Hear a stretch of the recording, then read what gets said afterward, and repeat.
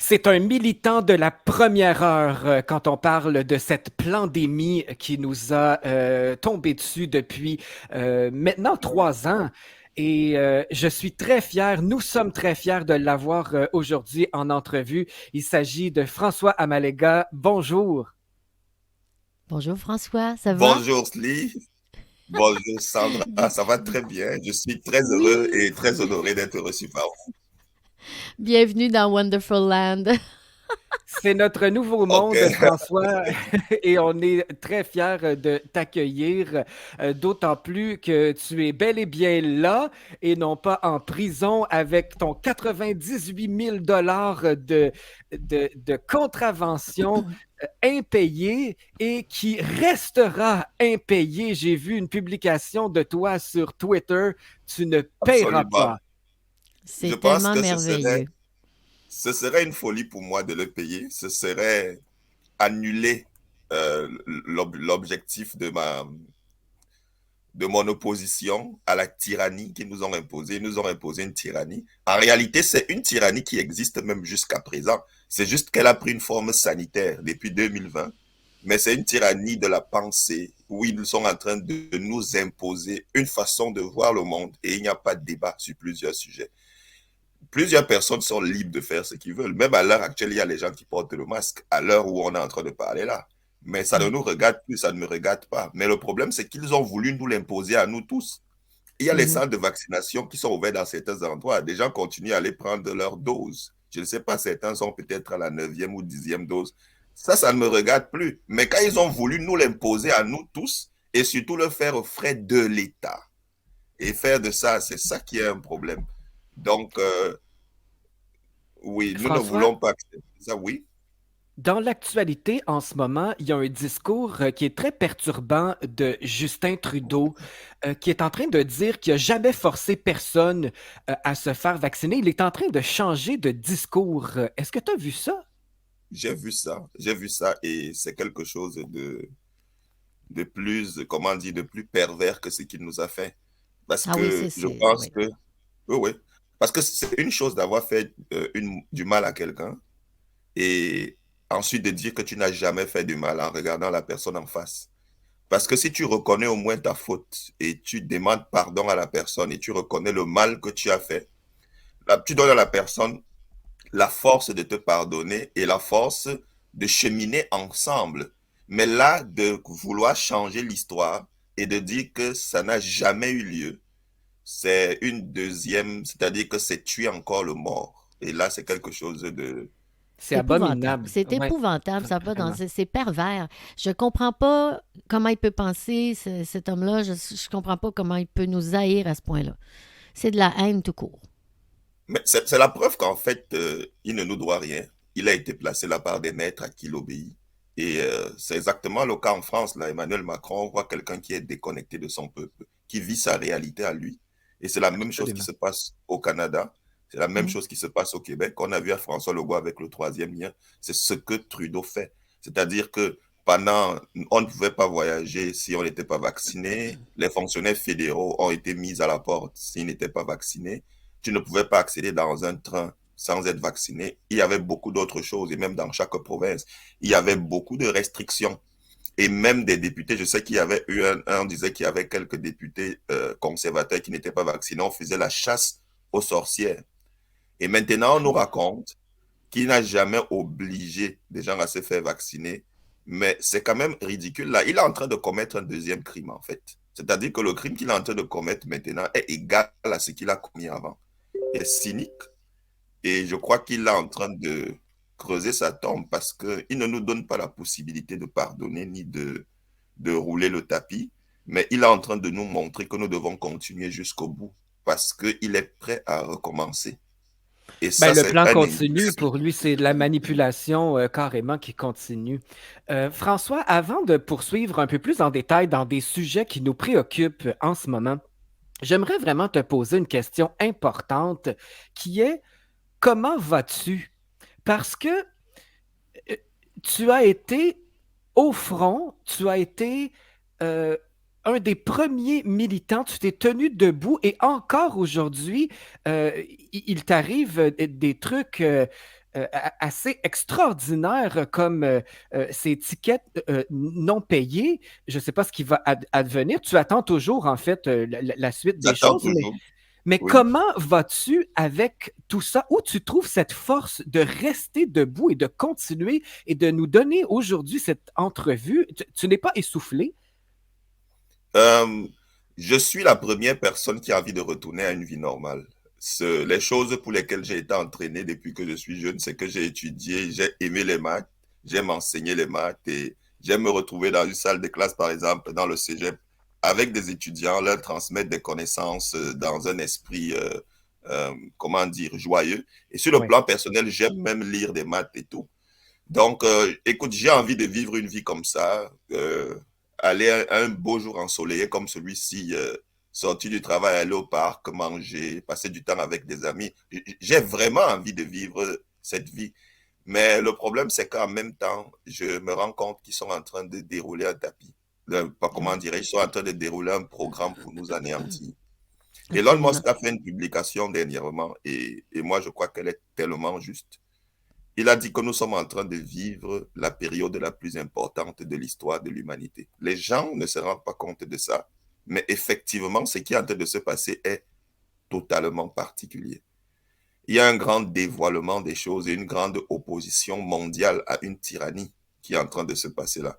Ça fait que moi, personnellement, sachant ce qui se passe, comment ils sont en train de...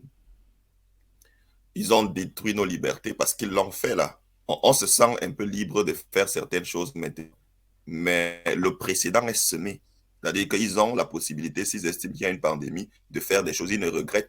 En fait, ils n'ont pas encore officiellement dit qu'ils regrettent ce qu'ils ont fait. Et puis là, ils sont en train de déstructurer le genre, qui est la caractéristique la plus forte et la plus évidente. Je suis un gars, je suis une fille. Ils sont en train de déstructurer notre société de façon générale.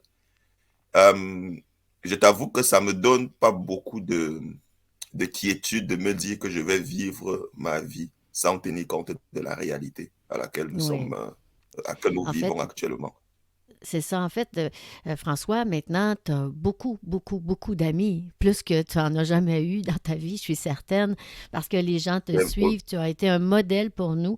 Et je sais que c'est pas facile, en parenthèse, quand on dit je suis un homme ordinaire, comme chantait Charles Lebois, mais à quelque part, tu es devenu pour nous un modèle de courage. Et je vais te lire le message que je voulais lire de notre amie Myriam Kaiser, qu'on adore, qui Ok, était ici. Elle était chez nous il y a à peu près une semaine. Elle écrit sur toi: un cœur vaillant et tout un modèle de courage et de cohérence, congruent et fidèle à lui-même, jusqu'au bout. Wow, inspirant, une profonde inspiration. Trop heureuse, mon ami Amalega François est libre. Et Myriam, elle a écrit ça haut et fort. Elle l'écrit dans son cœur. Je trouve ça merveilleux. Donc, c'est vrai que oui, tu n'es peut-être pas encore capable de faire tout ce que tu aimes, aller en classe et tout, mais tu es en train de donner la leçon à bien du monde présentement. C'est une belle mais leçon. je suis vraiment très touché de ce mot, ça me va vraiment droit au cœur. Et je connais bien Myriam et on a déjà eu à Oui. faire des entrevues ensemble. Merci beaucoup pour ce message. Mais en Ah même oui, temps, comme tu dis, oui. en même temps, comme tu dis, malgré toutes les choses qui arrivent, comme tu dis, j'ai rencontré beaucoup de personnes merveilleuses. Ça, c'est aussi un grand soutien, un grand réconfort. Aussi, je crois en Dieu et je lui fais confiance. Et pour moi, c'est clair que au-delà des combats physiques qu'on est en train de voir, pour moi, c'est aussi une lutte spirituelle. Ça, c'est quelque chose. Parce qu'ils sont en train de vouloir changer la nature de ce que nous sommes comme société, comme être humain. Le transhumanisme est une chose qui est à la porte. Klaus Schwab l'a clairement dit. Il a dit que la quatrième révolution industrielle ne va pas changer seulement l'environnement que nous avons, parce qu'avant, ça changeait les voitures, ça changeait les appareils que nous avions à la maison, mais il dit la quatrième révolution industrielle va nous changer, nous. C'est vers ça qu'ils sont en train de partir. Donc, écoute, c'est une guerre spirituelle et moi, je crois en Dieu et je suis convaincu que ce n'est pas le mal qui va gagner, mais c'est Dieu qui va gagner et nous sommes les créatures de Dieu, il est là pour notre bien. Donc, Oui. ça, c'est un réconfort. Je trouve un réconfort en Dieu, je trouve un réconfort en Jésus.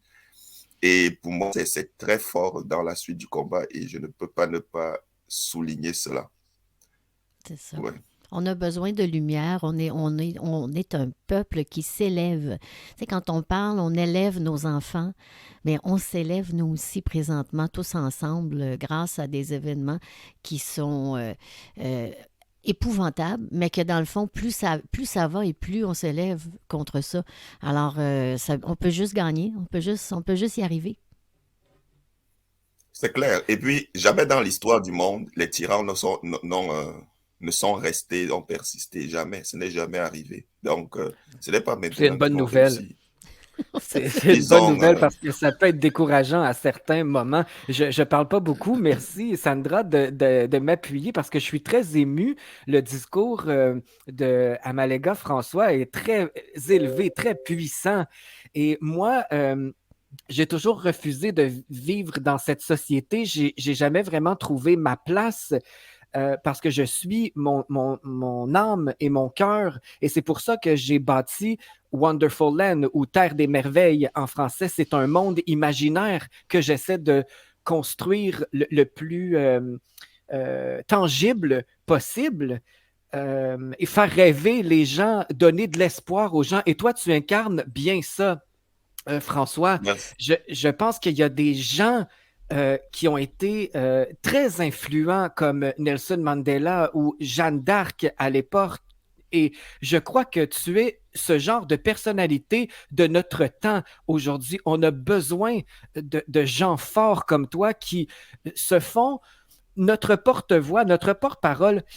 Moi, j'ai été à seulement une seule manifestation et c'est celle de septembre dernier, en 2022, parce que je n'aime pas les grands rassemblements, je me sens pas à ma place, mais je tenais à y aller pour mesurer l'impact de ce qui se passe. Et tu as dit que c'était très important ce qui se passait dans le monde présentement parce qu'ils sont tous en train de changer nos repères. Alors, je voulais faire acte de présence et je suis tellement heureux d'y avoir été et de voir que je ne suis pas tout seul, qu'il y Oui. a un malaise avec ce qu'ils sont en train de faire. François, j'aimerais comprendre mieux la suite de tes batailles parce qu'on te connaît surtout pour avoir pris position pendant la pandémie avec le port du masque, toi que tu as toujours refusé de porter. Euh, Maintenant, bon, ça s'essouffle, ce discours-là. Les gens se rendent bien compte que c'était complètement farfelu. Euh, Tu t'engages dans une nouvelle bataille contre les drag queens dans les écoles et les bibliothèques. J'aimerais que tu me parles de ta préoccupation parce que toi, tu étais professeur. Alors, Oui. j'imagine que l'avenir des enfants, c'est important pour toi. Qu'est-ce qu'ils Oui. sont en train de faire? Quand j'enseignais à Brébeuf, il y avait une image assez remarquable qui était affichée dans plusieurs endroits de l'école. C'était un visage. Et le visage, euh, tu ne pouvais pas exactement dire si c'est un garçon ou une fille. C'était un visage assez policé qui n'avait pas de genre. Ça pouvait bien être une fille, ça pouvait bien être un garçon. Et ils écrivaient, c'était un message pour la tolérance et tout. Mais en réalité, derrière ce message de la tolérance, il y a en réalité une façon de dicter une pensée. Il y a une façon de créer la confusion dans l'esprit des enfants. Et c'est quelque chose qui se passe de façon très insidieuse, très pernicieuse. Et même nous, les enseignants, c'était un message qui nous était aussi adressé. C'est-à-dire que même nous, on nous appelait à la tolérance. Mais le problème, c'est que c'est une tolérance à sens unique. Ce n'est pas une tolérance dans laquelle on va dire que si quelqu'un est homosexuel, tu dois le respecter. Si quelqu'un est chrétien, tu dois le respecter. Si quelqu'un est athée, tu dois le respecter. Si quelqu'un est musulman, tu dois le respecter, ainsi de suite. Non, ce n'est pas ce message de tolérance-là.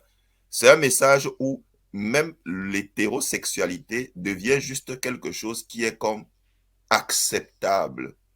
Mais le mouvement LGBTQ, qui ne fait même pas du bien aux lesbiennes ni aux gays, c'est un mouvement qui est en train de prendre une telle place dans l'esprit humain que je vais te donner un exemple. On dit il y a un monsieur qui m'a dit qu'on a fait un sondage dans la classe de l'une de ses petites filles, ou bien de son petit-fils, je ne me souviens plus bien.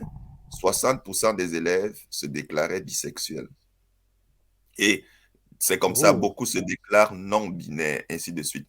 Ça n'a rien à faire avec la réalité que nous vivons. La réalité que nous vivons, c'est qu'il y a des hommes et il y a des femmes. Point final. Quand on amène un enfant à douter de qui il est, alors, c'est-à-dire parce que c'est la première caractéristique de l'être humain. C'est-à-dire que la première chose qu'un enfant sait, avant même de savoir qu'il est blanc, qu'il est noir, qu'il est chinois, aussi ça, il se rend compte que je suis un gars ou bien je suis une fille. Mais si quelqu'un peut déjà douter de ça, on peut lui faire croire ce qu'on veut. C'est ce qu'ils ont essayé de nous faire avec le Covid-19. Ils ont essayé de nous convaincre qu'il y avait une pandémie. Pourtant, quand tu sortais et tu regardais le monde réel, il n'y avait pas de pandémie. Mais on te dit que le monde réel n'est pas réel. C'est ce que nous, on te dit qui est la réalité. Donc là, maintenant, avec des drag queens, on est en train de toucher à l'une des certitudes les plus profondes pour créer des gens qui vont douter de tout. Ça s'accompagne de conséquences. Ça crée des enfants anxieux, ça crée des enfants perturbés qui n'ont aucune certitude et ça s'accompagne à plusieurs reprises de consommation de bloqueurs d'hormones, c'est-à-dire que des bloqueurs d'hormones et des opérations de transition de sexe qui sont irréversibles. Donc, il y a beaucoup de personnes aujourd'hui qui regrettent ces opérations de transition de sexe. Et il faut voir la façon avec laquelle il magnifie ça. Il y a, je crois, il s'appelle, si je ne me trompe pas, c'est Kelly Jenner, le beau-père de Kim Kardashian, si je ne me trompe pas, qui Oui. était un grand athlète et qui a fait une opération de transition de sexe. Et ça a été publicisé, vanté et tout, présentant ça comme un modèle. Ça, c'est une incitation à le faire. Ce Oui. n'est pas juste une façon de... Et aujourd'hui, la situation de la femme est en péril. Et moi, je suis Mhm. surpris de voir comment des grandes femmes féministes qui s'imposaient par le discours qu'elles donnaient en disant qu'on devait respecter la femme et tout, se sont soumises. Elles se sont soumises à cet Mhm. agenda. Et là, Absolument. je suis surpris parce que la société a besoin d'hommes, de vrais hommes. La société a besoin de femmes, de vraies femmes. On a C'est besoin de ça. ça. En Et ce c'est ça qui moment, est en train de jouer. c'est très confus quand il y a des hommes qui deviennent femmes et qui gagnent un concours de femmes de l'année. Quel Oui, message ça envoie? Ça me perturbe. Moi, je suis très ouvert. euh, je suis très ouvert à tout. Mais à un moment donné, il y a des choses qui sont complètement immorales, comme de faire gagner quelqu'un qui était un homme un concours de femmes. Quel message ça envoie à la femme? C'est qu'elle n'est pas assez à la hauteur pour remporter un concours euh, qui la concerne elle-même. J'ai de la mais, difficulté avec ça. mais il y a un effacement total là. On voit par exemple des drag queens qui s'en vont faire des représentations. Et dernièrement, c'était le cas de Sébastien Potvin. Et il a clairement dit que, il y a plus de représentation de femmes. Et quand il parle de représentation de femmes, il parle de lui qui est un homme maquillé en femme. Donc en réalité, Ouais. les hommes prennent toute la place et on dit que la... Et c'est là où je suis surpris de la position des féministes. Qu'est-ce qui se passe? Qu'est-ce que les féministes... Parce que la définition même d'une femme est remise en cause. L'Assemblée Absolument. nationale, je crois, pendant le mois d'avril, a dû voter une motion pour que pour préciser qu'une femme est une femme. C'est-à-dire qu'on arrive à ce niveau, on, Oui. est, on ne sait même plus ce que c'est qu'une femme. Et les femmes acceptent ça. Non, Les mais en femmes, fait, il faut pas que les femmes acceptent ça, mais depuis le début de tous les temps, les femmes ont été maltraitées dans le sens qu'elles étaient toujours celles qui subissaient les guerres, qui étaient reliées à juste, je sais pas moi, faire le ménage, s'occuper des enfants, tout ça. Quand les femmes ont commencé à avoir des métiers, à aller sur la Lune, devenir astronaute, médecin, ça a été extraordinaire pour les femmes de sortir de leur cuisine, si je peux dire.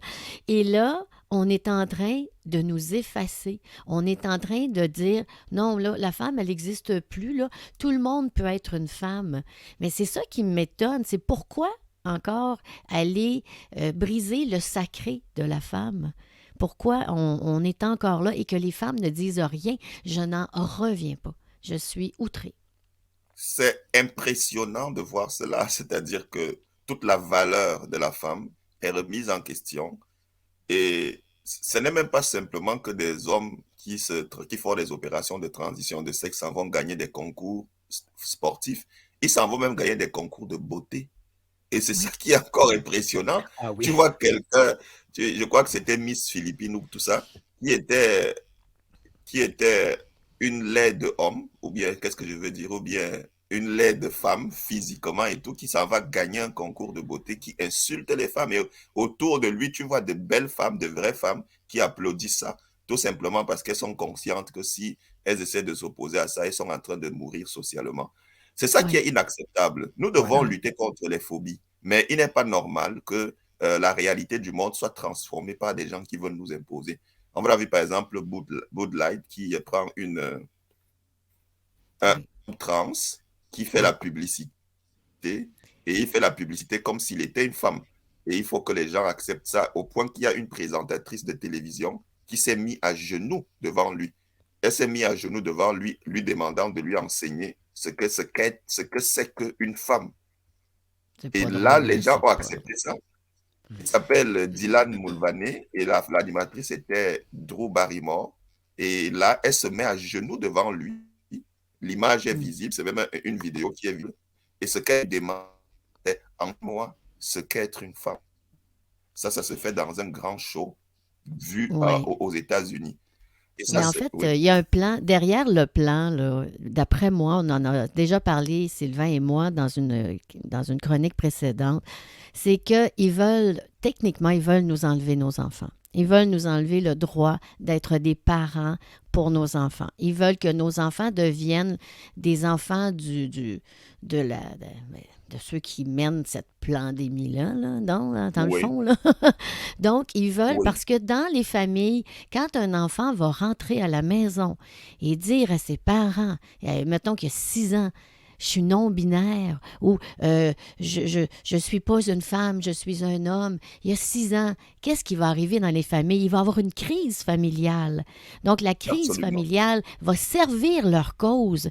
Ils veulent nous enlever nos enfants. C'est pour ça qu'ils font ça. À mon avis, c'est vraiment la raison, c'est que ils veulent nous enlever le droit de décider pour nos enfants. Ils veulent que ce soit eux qui décident. En fait, les enfants doivent leur appartenir. C'est ça. Et Pour mieux les comme tu dis, manipuler. et ils les manipulent et les amènent où ils veulent. Oui. Leur Ça. plan est assez clair. Et on ne peut pas simplement s'arrêter au Covid-19. Ça a été juste une étape, mais ils continuent leur étape avec beaucoup d'autres projets. Le Mhm. réchauffement, le réchauffement climatique, l'identité numérique et tout. Mais Ouais. c'est comme si tu veux saisir quelqu'un, tu as besoin des 10 doigts de la main. Le Covid-19, ça n'a été qu'un des doigts. Et là, il y a beaucoup d'autres choses là. Donc, Hmm. et les drag queens, c'est l'avant-garde de cela. Parce que quand tu regardes les drag queens, clairement, c'est un homme maquillé en femme. OK. Et là, directement, il n'y a pas quelque chose de mauvais parce qu'il y a des clowns qui s'en vont, ils se maquillent, ils font un maquillage et tout. Mais le Mhm. problème, c'est que tu te rends compte que le maquillage d'homme en femme, et puis il ne se maquille pas en femme normale, c'est une caricature grotesque d'une femme parce que les femmes ne se maquillent pas comme ça. Mais ça a un objectif précis parce que le type d'histoire qu'il raconte, ce ne sont pas des histoires de super-héros. Non. Les histoires qu'il raconte, ce sont des histoires qui visent à briser les stéréotypes de genre. Ils veulent briser quelque chose. Ce sont Mhm. des histoires qui visent à encourager la fluidité des genres. Donc, tu t'en vas Voilà. parler à un enfant. La prochaine lecture de Drag Queen, le public cible, c'est écrit à la maison des familles. Le public cible, c'est de 0 à 8 ans. Donc, tu t'en vas parler à des enfants de 0 à 8 ans qui n'ont pas encore pleine conscience de qui c'est, qui sont en train de découvrir leur corps et le monde dans lequel ils sont. Et tu t'en vas les encourager à dire qu'il y a le spectre des genres est un spectre large. Il n'y a pas juste les hommes et les femmes, mais c'est fluide. Et ils parlent de la théorie du mauvais corps. Et ça, ils inculquent ça dans le corps des enfants. Et nous avons tous été des enfants. C'est un moment de croissance, de découverte de soi et du monde un moment d'incertitude. Quand on commence à t'ouvrir des avenues malsaines comme ça, tu peux te dire que, ah, ok, je pense peut-être que je ne suis pas dans le bon corps. Et ça commence à s'implanter. Mais le problème, c'est qu'on est à la découverte de nous-mêmes. On nous enseigne des disciplines fondamentales comme les mathématiques, la littérature, la musique, des choses comme ça, la biologie. Et un enfant peut au début ne pas forcément se découvrir dans ça. Bien sûr, les apprendre avec difficulté et tout. Mais à un moment donné, il peut se dire que peut-être mon vrai problème, c'est que je ne suis pas dans le bon corps. Je ne suis peut-être pas... Et c'est ça qu'on est en train de les inculquer. Mais pourtant, c'est le moment de bâtir des certitudes. Tu es un gars, Absolument. tu es beau, tu es fort, tu seras plus fort et plus beau et plus grand que papa. Tu seras plus forte et plus belle et plus intelligente que maman. Voilà, il faut affermir les certitudes pour pousser l'enfant à aller de l'avant au lieu d'exploiter ses doutes et de jouer dans ça. Et c'est Oui, pour ça, donc quand il vient avec une voix grave d'homme, maquillé en femme, raconter des histoires de fluidité, le décor est placé pour créer cette confusion dans l'esprit de l'enfant. Ça ne se passe pas seulement dans les bibliothèques, mais les drag queens s'en vont dans les écoles. Et dans les écoles, ils invitent parfois des trans qui prennent des heures consacrées à l'enseignement pour parler de leur expérience aux enfants. Et cette expérience-là, c'est malsain. Ce qu'on doit faire, c'est qu'on doit faire venir dans les écoles des pilotes, des ingénieurs, des journalistes, des...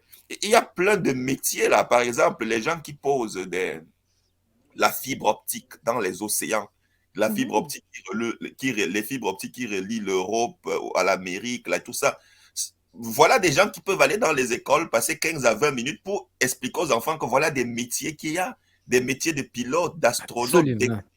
mais ce qu'on Oui. s'en va à l'école raconter aux enfants et dire que jusqu'à 30 ans, je pensais que j'étais un gars, je sortais avec les filles, j'avais des mauvaises expériences, et ainsi de... Mais tu t'en vas salir le cerveau des enfants de 9. C'est pas ça qu'ils veulent entendre.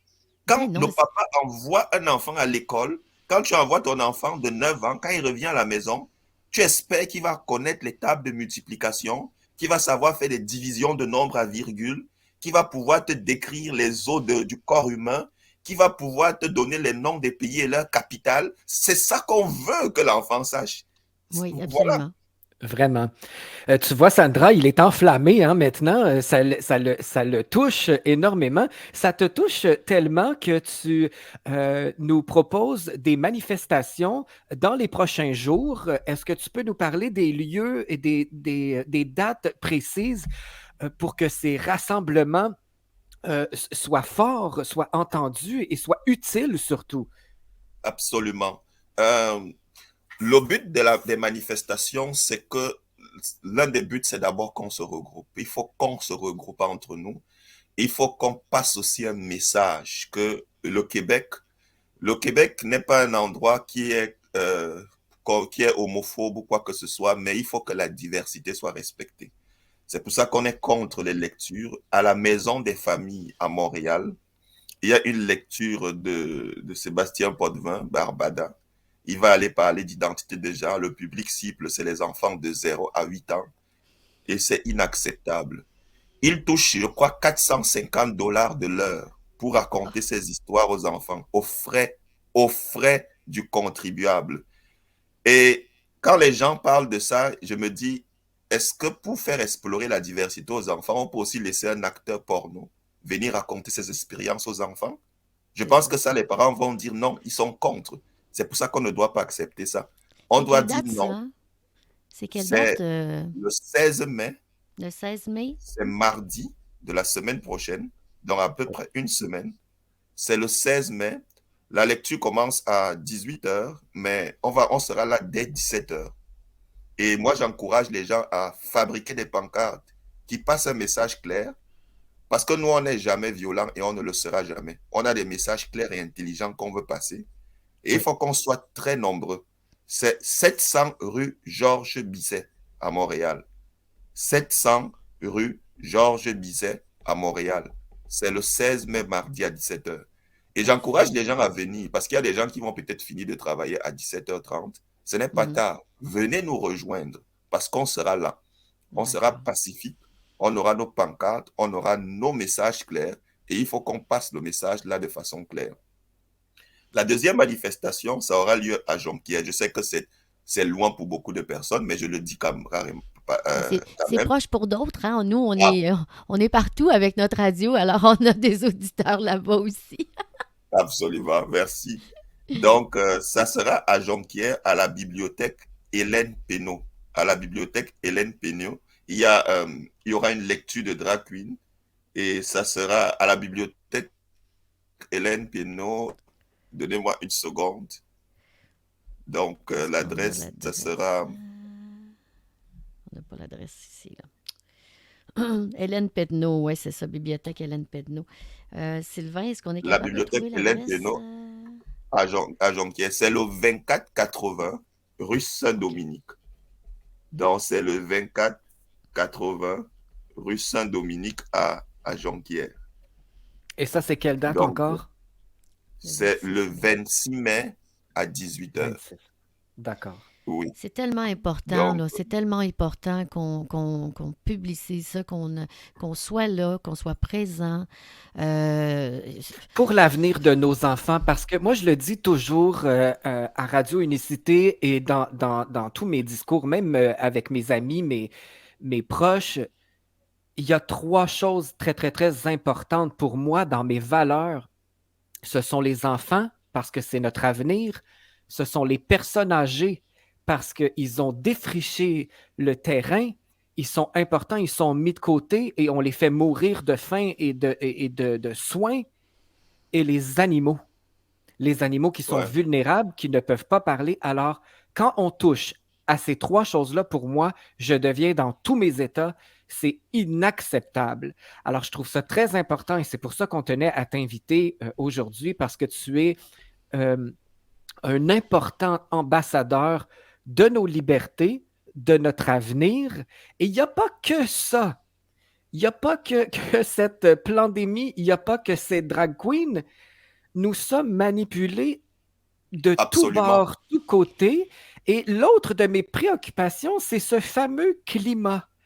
Je Oui. me laisse toujours guider par mon âme. Quand je me lève le matin et que je vois à l'extérieur qu'il y a quelque chose de pas normal, en dedans, je le ressens. C'est manipulé. Notre température, notre météo est manipulée. Et là, les gens me regardent. Mais voyons donc, toi, qu'est-ce qui se passe avec toi? Tu vois des complots partout. Non, ça ne résonne pas en dedans de moi. Ce n'est pas normal, ces nuages-là. Ce n'est pas normal. Ce soleil-là qui est obstrué.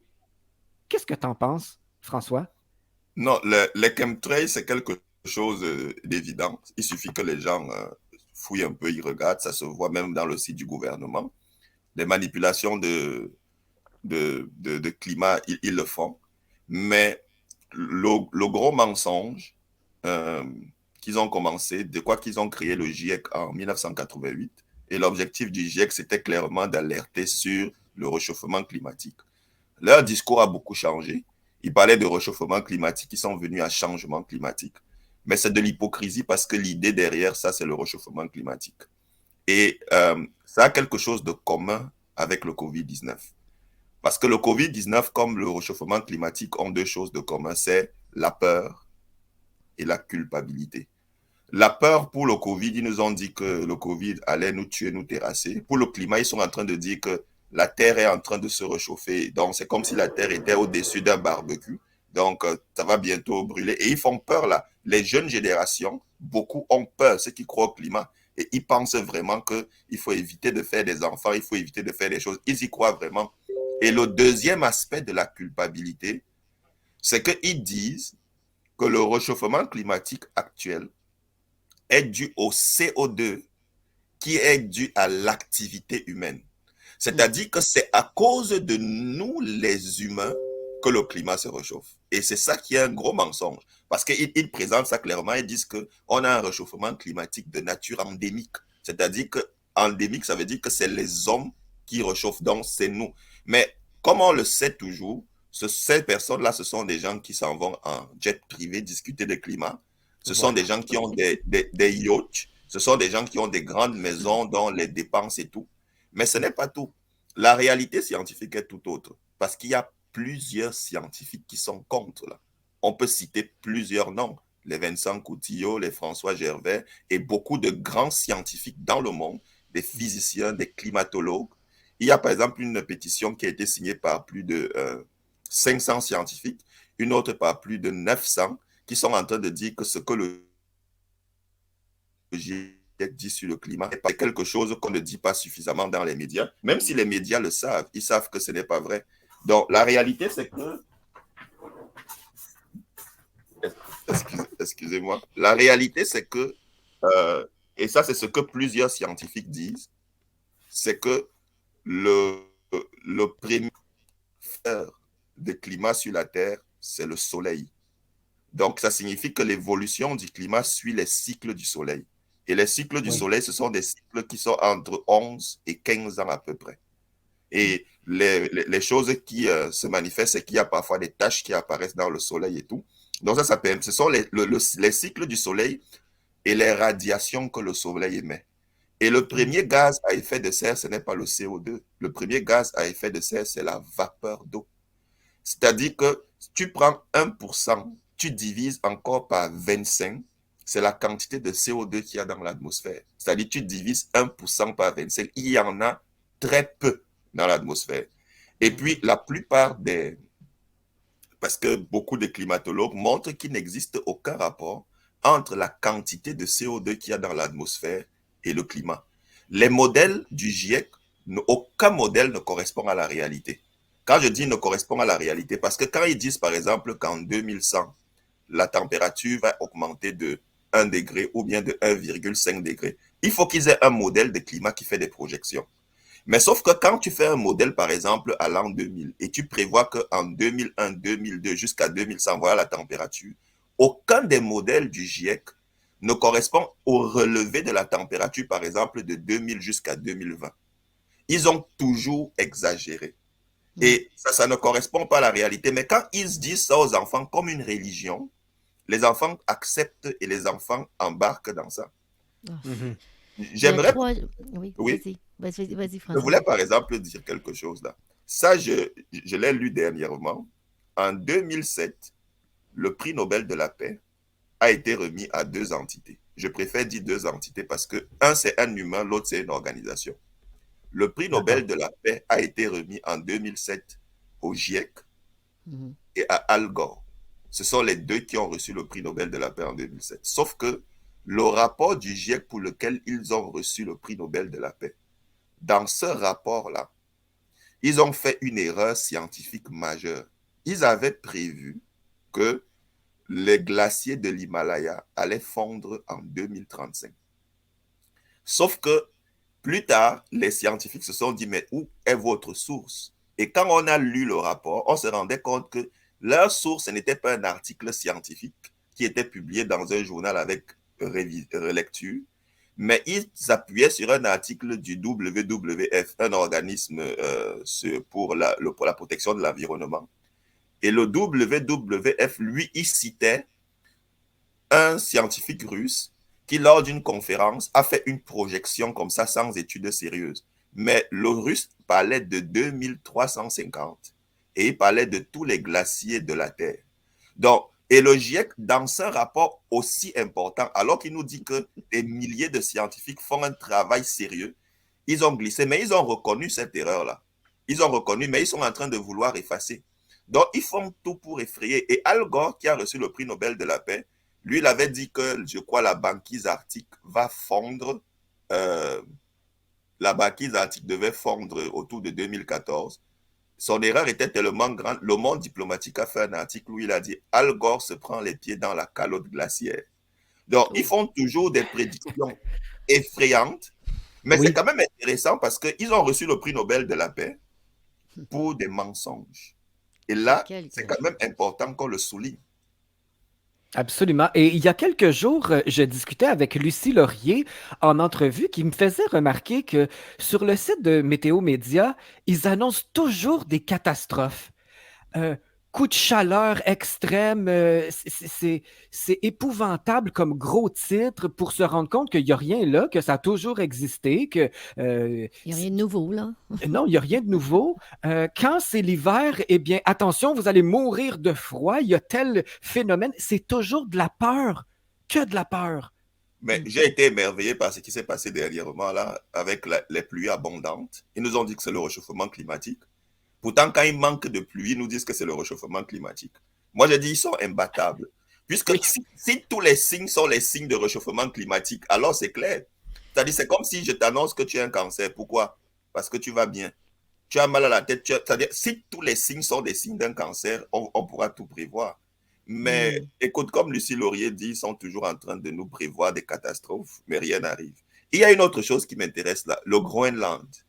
Ils sont en train de nous dire que les températures baissent au Groenland et que toutes les glaces vont fondre là-bas et que c'est la preuve qu'il y a un réchauffement climatique et que le monde est en train de courir à sa perte. Mais c'est quoi le Groenland? Le Groenland, c'est le pays vert. Le pays vert signifie que, et ça, c'est des choses, il n'y a pas longtemps, il y a moins de 900 ans, le Groenland était un territoire vert où on cultivait la vigne. Les Vikings vivaient au Groenland, c'était une terre verte où les gens cultivaient et le monde était heureux. Mhm. Donc, si le Groenland redevient une terre verte, ce n'est pas un désastre. C'est-à-dire que la contradiction, elle est profonde là. Quand tu es en train Wow. de me dire que un, un, un endroit vert est recouvert de glace aujourd'hui, mais ça a été vert et il y a eu la vie sur Terre. Donc, si le Groenland redevient même une terre verte, ce n'est pas un danger pour la planète. C'est-à-dire que je ne sais pas pourquoi les gens ne se rendent pas compte. Parce que quand tu me dis ça, tu dis, OK, Groenland, pourquoi ils ont à ça ce nom, un endroit recouvert de tout blanc de neige? Ah, c'est parce que ça a été un endroit vert. Les gens cultivaient la vigne. Les gens vivaient normalement. Et on sait que le Moyen-Âge a été une période propice aux arts parce que l'Europe était très chaude. Mais on sait qu'il y a eu une petite ère glaciaire à partir des ans 1200 où l'Europe était recouverte de neige. Il y a dans les rues des tableaux qui montent dans les rues d'Amsterdam des gens qui s'en vont travailler en patin. Oui. Donc le cycle du soleil, c'est le principal facteur. Ce n'est pas l'activité humaine. Donc il y a eu beaucoup d'endroits là qui ont été chauds, froids à divers moments de l'histoire de l'humanité. Commencer à vouloir nous effrayer, à dire que les choses sont en train de se réchauffer, c'est un total mensonge. Il y a un monsieur là, je ne me souviens pas très bien, ça devait être un opérateur économique, qui avait dit que les gens qui parlent de réchauffement climatique, j'imagine que vous aviez vu cette vidéo là, ça a fait le tour du web pendant un temps. Il disait que ce sont des hypocrites parce que ce sont les mêmes personnes qui s'en vont acheter des îles qui sont au niveau de la mer. S'ils y croyaient, Mhm. aucune compagnie Absolument. d'assurance n'aurait assuré des constructions dans ces endroits-là. Parce que C'est bien vrai. les compagnies d'assurance font des prévisions. Tu ne vas pas, Oui. par exemple, prendre une assurance vie pour quelqu'un qui a peut-être 95 ans et tout ça, et qui est malade et tout. Mais si tu peux aller assurer des maisons qui sont dans des îles au niveau de la mer, avec tous les experts qui sont derrière eux, c'est parce qu'eux-mêmes savent qu'il n'y a aucun danger. Il n'y a aucun Ben danger. oui, c'est tellement vrai. On vit dans la peur, hein? Ben, c'est parce qu'on J'en se fait reviens pas. manipuler, Sandra. On se fait avoir par de fausses informations, mais parce que ça provient de Radio-Canada ou TVA, on met toute notre confiance Mm, là-dedans bien et sûr. on se fait avoir. François, que penses-tu des inondations? Parce que en ce moment, un peu partout au Québec, surtout sur la côte nord, c'est quand même catastrophique. Il y a des gens qui perdent leur maison. Il y a des gens. C'est un vrai drame. Mais moi, en dedans, malgré l'empathie que je peux avoir pour ces gens-là qui vivent ça, je trouve et je pense que c'est manipulé. Moi, je pense que les inondations, ce sont des phénomènes naturels et ce n'est pas, ça ne date pas de maintenant. L'histoire du monde regorge d'inondations et de catastrophes naturelles. Absolument. Vouloir sauter sur une inondation, une catastrophe naturelle pour dire que c'est le réchauffement climatique. Et surtout parce que c'est ça le côté pernicieux. C'est un réchauffement climatique de nature endémique. C'est-à-dire que si la Terre se réchauffe, c'est à cause de toi. C'est parce que tu conduis ta voiture que la Terre se réchauffe. C'est parce que tu prends l'avion que la Terre se réchauffe. C'est le côté pernicieux là. C'est parce que on habite. parce qu'ils veulent construire les villes 15 minutes. L'objectif, ça sera pour... C'est exactement ce qui s'est passé avec le Covid-19. Il n'y avait pas juste le Covid-19, mais c'est parce que tu organises un party chez toi avec tes amis que les gens meurent dans les CHSLD. C'est parce que tu vas au restaurant que c'est ce côté-là, on culpabilise les gens. C'est parce qu'il y a trop d'habitants sur la Terre, au point qu'il ne faut pas, il faut que la population du monde réduise. Et Bill Gates l'a clairement dit que le CO2 qu'il y a dans l'atmosphère, on peut trouver une moyenne, c'est-à-dire c'est le nombre d'êtres humains multiplié par la quantité de CO2 que chaque être humain produit. Donc, si on veut réduire la quantité de CO2 qu'il y a dans le monde, il faut qu'on réduise soit la quantité de CO2 qu'on produit, et ils veulent parler de zéro carbone, ils veulent parler de la carboneutralité, c'est-à-dire qu'on ne produit presque plus de CO2, ou alors, il faut réduire le nombre d'êtres humains. C'est ça qui est le problème, c'est-à-dire, on dit, c'est ta faute. C'est ta faute. Au point qu'il y a beaucoup de gens qui disent que, OK, moi, je ne vais plus faire d'enfants. Moi, je ne vais plus faire ça. Et ça, c'est un mensonge et c'est pernicieux. Il y a toujours eu des catastrophes naturelles. Par exemple, je crois que c'était le pont qui a cédé là à Charlevoix. C'était un pont qui était mal entretenu et qui a permis des inondations. Mais moi, quand je viens du Cameroun, il y a des régions au Cameroun où il y a des digues qui sont construites. Et ça date des vieilles années. Parce que ce sont des zones qui sont inondables. Le Québec est riche de ses eaux. L'eau est une richesse au Québec. Donc, ce n'est pas étonnant qu'il y a plusieurs endroits au Québec qui soient des zones inondables. C'est plutôt une richesse. Donc, et ça ne date pas d'aujourd'hui qu'il y a des endroits. Moi, j'ai vu des photos, je crois, de Montréal qui étaient complètement inondées. Ce sont des vieilles photos en noir sur blanc. Ce sont des choses qui ont déjà eu lieu. Donc, qui vont revenir. Ça va revenir aussi dans le sens qu'il y a une roue qui tourne, comme tu dis, dans l'humanité. La nature se nettoie. Les feux de forêt, c'est la même chose. Il n'y aurait pas de bleuets au lac Saint-Jean s'il n'y avait pas eu les feux de forêt. Donc, la nature parle et nous devons apprendre à la respecter. Donc, on n'est pas obligé de s'installer sur le bord des rivières, sur le bord des lacs tout le temps, là. Est-ce qu'on peut aussi être un peu responsable de notre malheur quand on choisit d'aller s'installer à 10 pieds de l'eau, quand on sait qu'il y a une rivière au bout, là? Et le problème, c'est qu'il y a même des digues. Les gens peuvent avoir des constructions et ils peuvent prévoir. Quand tu vois une ville comme New York, la ville de New York est construite sur un marécage. C'est véritablement un marécage.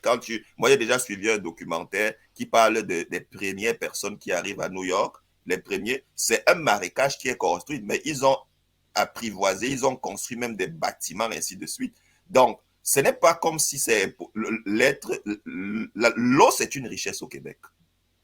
Et c'est normal qu'à certains moments, les fleuves ou bien les rivières dépassent leur lit et débordent. Mais les constructions peuvent être faites de cette façon-là. Mais actuellement, ce qui se passe, c'est qu'on a un gouvernement qui néglige, qui ne prend pas au sérieux la construction des infrastructures. Et quand il y a un débordement, la première chose, c'est qu'ils parlent de réchauffement climatique. Pourtant, c'est eux les principaux coupables. Ce n'est pas la première fois qu'on parle d'inondation, mais on va dire c'est le réchauffement climatique, ce qui n'est pas le cas. Il faut qu'on cesse de culpabiliser les gens. Il faut qu'on se soit comme société et qu'on ait un débat, une véritable démocratie. Et ça, c'est l'une des choses que... parce que ça, c'est le mot qu'on ne doit pas avoir peur de dire. Ils veulent retirer... Amalega François, là, oui. Dans le fond, là, toi, là, ce que tu fais, tu nous dis ce que personne nous dit. Donc, tu es un vrai média pour nous. Tu es un communicateur né. Je plains les élèves qui ne t'ont pas eu comme enseignant dans leur classe parce que tu devais être intéressant incroyablement. Donc, maintenant, c'est à part de, bon, on va aller manifester avec toi, tout ça, qu'est-ce qu'on peut faire, nous, pour t'aider, pour que ta mission continue?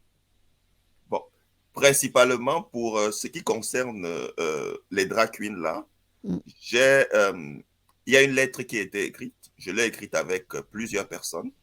Okay. J'ai appelé ça la lettre des parents. J'ai commencé par mettre ça sur Telegram et sur Twitter. Sur Twitter, j'ai mis une photo de la lettre, mais j'ai mis un lien sur Twitter qui envoie sur Telegram parce que là-bas, il y a la lettre en format PDF. Mon objectif, à travers cette lettre, c'est que je me rends compte, et quand je le dis, je suis le premier coupable, c'est que chacun d'entre nous, on veut voter et on s'en va vivre notre vie et on laisse les députés faire leur travail et on revient 4 ans pour voter. Mais ce qui se passe, c'est que quand on vote, on laisse les députés et on s'en va vivre notre vie. Même les députés qui sont intègres se retrouvent à l'Assemblée encerclés par les groupes de pression et les lobbies. Les lobbies pharmaceutiques, les lobbies LG, ainsi de suite. Si bien Voilà. que parfois, beaucoup se rendent compte que s'ils résistent, ils vont perdre leur carrière et ils embarquent comme des légumes. Mais ce qui doit se passer, c'est que même si nous, on ne fait pas la politique, on peut commencer à s'impliquer à la base. Alors, si j'ai un enfant, il faut que je m'implique dans l'école de mon enfant. Il faut que j'assiste aux conseils municipaux. Il faut que, même si je ne peux pas le faire chaque fois, mais si on commence à se poser des questions là, parce que ce à quoi ils nous ont habitués, ils ont dit non, je ne discute pas de politique, de religion, je vis ma vie. Non, non. Il faut quand même que je me pose des questions. On veut tracer une piste cyclable dans ma rue et tout. On devrait s'occuper de ça. Donc, ce que je veux faire là, ça concerne un sujet précis, l'éducation sexuelle dans les écoles. Alors, tu as ton enfant ou bien ton petit-fils qui s'en va dans une école. C'est important que tu prennes cette lettre-là. L'objectif de cette lettre, c'est d'exiger une rencontre et qu'un temps soit mis à l'Assemblée générale pour discuter du contenu de l'éducation sexuelle. Parce que l'enfant s'en va à l'école pour apprendre la littérature, savoir bien écrire, les mathématiques, la biologie, ainsi de suite. Mais quand on commence à mettre des contenus d'éducation sexuelle qui visent plutôt à créer la confusion de genre, des opérations de transition de genre et tout, à créer l'anxiété, ça, ce n'est pas normal. Donc, le but de la lettre, s'il y a 5 ou 10 parents d'une même école qui peuvent se retrouver, ils signent la lettre et ils déposent. Ce sont des moyens de pression que nous devons faire. C'est de s'affirmer. Voilà. Vraiment. Et là, maintenant, c'est d'exiger. C'est-à-dire, tu prends la lettre, tu la déposes dans ton école, tu la déposes dans la commission scolaire. La lettre, là, nous allons bientôt rédiger une certaine forme et il faut qu'on dépose ça même au ministère de l'Éducation. Donc, en signant, en prenant plusieurs signatures. Mais ça, c'est une action que je souhaite que les gens fassent là maintenant, accompagnant les 2 manifestations qui sont reliées au drag queen. C'est important que les parents s'affirment. Sylvain, est-ce qu'on peut la mettre, nous, sur le site d'Unicité, cette lettre-là? Si On peut la François nous rendre le permet, accessible?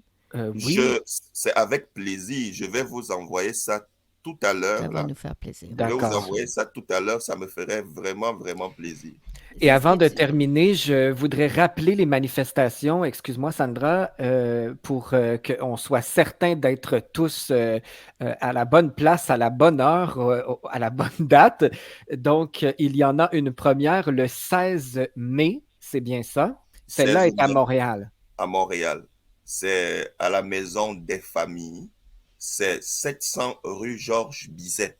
700 rue Georges Bizet à Montréal. Et si c'est nécessaire, je peux envoyer la fiche de ça. Oui, s'il vous Oui. plaît. Et c'est à 17h, hein? C'est à 17h. Et j'encourage les gens à préparer des pancartes, des affiches pour que le message soit clair. On ne part pas là-bas faire des casses, c'est pas ça l'objectif. Nous, on est pour la construction d'une société. On part là-bas pour passer un message intelligent. Nous sommes pour les familles, nous ne sommes pas pour la discrimination, mais nous sommes pour le respect de ce qui a fait que nous sommes ce que nous sommes, une hétérosexualité responsable. Donc, sans s'opposer à quiconque, il ne faut pas qu'on crée la confusion sur les enfants et il faut que ces choses soient affirmées. Voilà. La deuxième manifestation, ça sera à Jonquière, le 26 mai à 18h, à la bibliothèque Hélène Pénaud. Bibliothèque Hélène Pénaud, c'est au 24-80 rue Dominique, à Jonquière. Saint-Dominique, oui, c'est ça. Rue Saint-Dominique, à Jonquière. Oui. Ah, moi, c'est spécial. Puis, Maléga François, je veux te dire que je suis tellement d'accord avec ce que tu fais que moi, j'ai écrit un livre qui s'appelle Je veux de l'amour, qui est dans toutes les bibliothèques scolaires du Québec et les bibliothèques de ville. Et c'est Je veux de l'amour responsable de mon bonheur, de ma vie amoureuse et sexuelle. Ouais. Donc, c'est un livre de référence, comme genre, c'est mon 5e, là. Mais en fait, ce qui arrive, c'est que... Félicitations. Merci. Mais je voulais le faire publiquement pour que les gens voient à quel point on est tous capables de s'impliquer et Oui, d'aider nos enfants. On est là pour eux. Donc, nous, la lettre, c'est certain qu'on va la diffuser. On va être là. On va merci. rappeler aux gens les dates et les heures de ces manifestations-là et l'esprit dans lequel elles doivent être faites. On Oui, comprend bien qu'on veut que les gens soient, ce soit pacifique et ce soit dans l'amour et dans la famille. Donc, c'est ce qu'on va faire. Puis n'importe quoi que tu as besoin, à quelque part, de nous, on va être là. Nous, on est là pour toi. Ça, c'est certain. merci, merci beaucoup. Je Merci pourrais beaucoup. faire un long hommage, mais il y a un seul mot que j'aimerais qui résonne et qui termine notre entretien, c'est tout simplement merci. Merci, merci Sylvain. Merci. Merci Sandra de m'avoir reçu. Merci. Merci beaucoup. Bonne continuité et À surtout, bientôt. ne paye pas ces contraventions. Écoute, Non! c'est-à-dire que payer la contravention, ce serait barrer tout mon combat sur le COVID-19. Donc, Absolument. ça Il faut c'est... être concret, il faut qu'on soit à l'écoute de nos valeurs profondes et tu le fais si bien depuis le début. Alors nous, on est avec toi. On Et est payer avec toi. ça, Merci. c'est négocier, c'est leur donner, c'est leur faciliter la tâche pour mettre sous le tapis le crime qu'ils ont commis. Donc, Et pour moi, ce serait important qu'ils me mettent en prison et qu'on sache que je suis là-bas parce que j'ai refusé de porter le masque, puisque c'est ça les contraventions, a refusé de porter le masque lors d'une manifestation, a refusé d'obéir à l'ordre de rester chez lui au couvre-feu, ainsi de suite. Donc, c'est pour ça. Et il n'est pas question de négocier. Je ne les payerai jamais. On est très ensuite, on fiers va de dire toi. qu'on est libre, hein. On est libre, mais voilà. Tu as toute mon admiration, vraiment, et nous sommes avec toi. Encore, merci. Et Merci beaucoup. bienvenue dans notre nouveau monde. Merci, merci. Écoutez, dès que si je suis invité, je ne manquerai pas de venir. C'est Bien sûr. sûr. Merci beaucoup. À la prochaine. À la prochaine.